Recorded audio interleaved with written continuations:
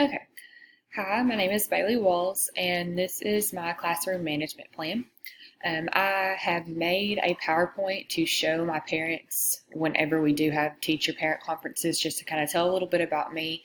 None of my rules are really on it. I've got a behavior clip chart that I use, and it goes over some of that, but this is more of my classroom management and discipline plan.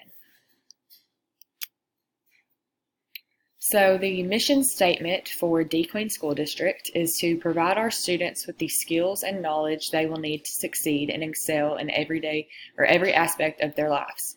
To empower all students for the choices and challenges of the 21st century, which includes the following skills: respect self, others, and the environment.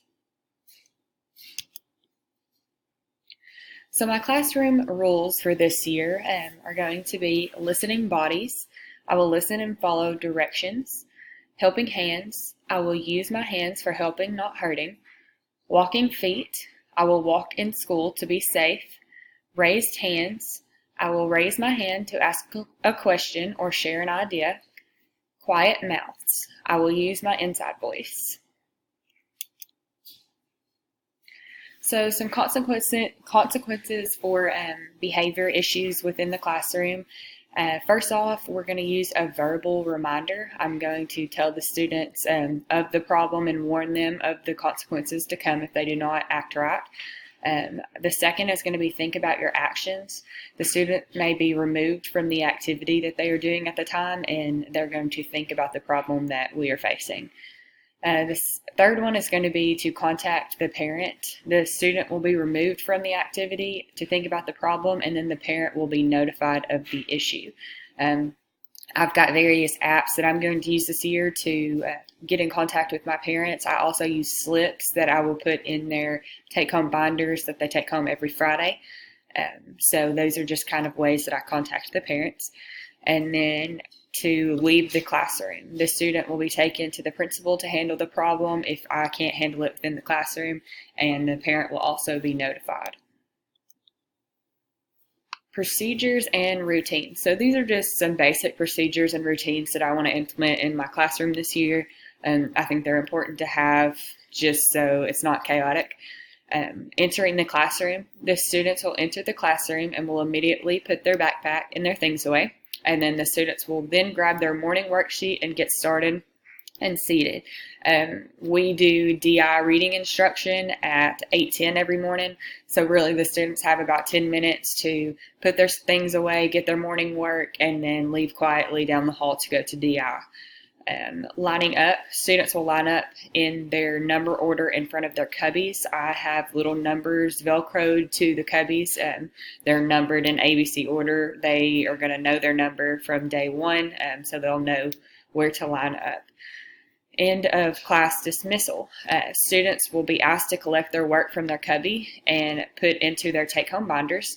Students will then stack their chairs and pick up any trash that they see on the floor. I like to keep a very clean classroom, and I like my students to respect the classroom. So I'm really big on if they see trash, helping me pick it up or helping others stack chairs. I really like that. And then bathroom breaks. We have bathrooms within our classrooms in kindergarten and first grade at least. And so for bathroom breaks, I have my chairs within groups. So I'm going to call each group to go and get a drink and do a bathroom break within our classroom. That way we don't have to go down the hall and go to the other bathrooms. And they will have to go before DI reading instruction and after lunch and recess. And then turning in papers. Students will turn their papers into their assigned box in the back of the room, and each student will have a box with their number on it. Classroom signals. So just a few that I like to use. Here's one. Teachers say 1, 2, 3, eyes on me, and then the students will reply 1, 2, eyes on you. The teacher says, if you can hear me, clap once. If you can hear me, clap twice. Students repeat that. And then some more are teachers hold up 5 fingers and move around the room. As students notice and start to pay attention, the teacher drops from 4, 3, 2, 1, and then the students all begin to get quiet. And the last one is teacher claps a pattern. and then the students begin to clap that pattern back. So on my parent-student-teacher contract, these are just the different parts on it. I will hand these out to my teachers, or not my teachers, my parents and my students for them to sign. But here's just kind of broken down in the parts. I have a parent and guardian agreement. It says, I agree to encourage a positive attitude towards school. I agree to work with my child when activities are given to complete and at home. I agree to keep communication channels open between the teacher and myself. And I agree to have my child at school on time and attend school. And underneath that, I will have a spot for that parent or guardian to sign and date. The second part of my contract is the student contract, and the student agreement is I agree to always try my best with everything I do, and I agree to follow the directions and rules given by my teacher and to show respect at all times. They do not have a spot for them to sign because they are in first grade, so I just kind of I read it to them, or I have their parent read it to them as well. And then on my part, the teacher contract, the teacher agreement, it's going to be, I agree to give students meaningful experiences that will enhance their social and cognitive well-being. I agree to encourage friendships and to make sure all students are included. I agree to support my student in striving to do their best in everything. I agree to be an educational resource to the parents and the guardians. And I agree to keep communication channels open between parents, guardians, and myself. So my reflection of just this course and mostly conscious discipline, I think that is composure of emotions. I think that it's very important to just kind of calm yourself in a situation. If you're having a really bad child or they're acting up, I think it's important to just kind of have your emotions in place. That way your anger doesn't get in the way of how you react to a situation. And then I do think it's pro-social skills. I've learned a lot that this is a lot about getting to know your students and them getting to know you and building relationships. I think it is kindness, caring, and helpfulness.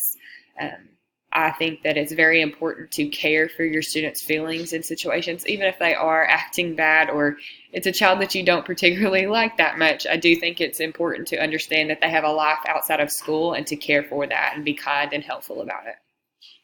And I think that it is to respect for yourself and others, which is another thing of, boundaries and just respecting that you deserve a certain behavior in the classroom and you need to respect the behavior of your students as well. And I think it provides encouragement and it provides communication through both teacher and student, and just provides encouragement for them to act the best that they can. And then I also think that it is to learn from mistakes and not repeat them. I think the way that you react to situations to students and let them know that they can trust you and build relationships with them, then they're going to learn from their mistakes and they're not going to repeat them. And then as far as implementing conscious discipline within my classroom, I am teaching first grade, so I really liked the I love you rituals. I think that really gets you and your students close together, and it's just a very nice thing for them to do with you and their peers within the classroom. And then I liked the taking 10 minutes every morning. I know some teachers kind of in the video talked about that 10 minutes in the morning is just too much time and it's a waste of time, but I really like to collect our thoughts. I would like to do that during the morning work. I think it builds a relationship and helps students to get calm for the rest of the day. And then building relationships with my students and my parents. I think it's great to get to know your students and your parents as much as you can professionally in that aspect.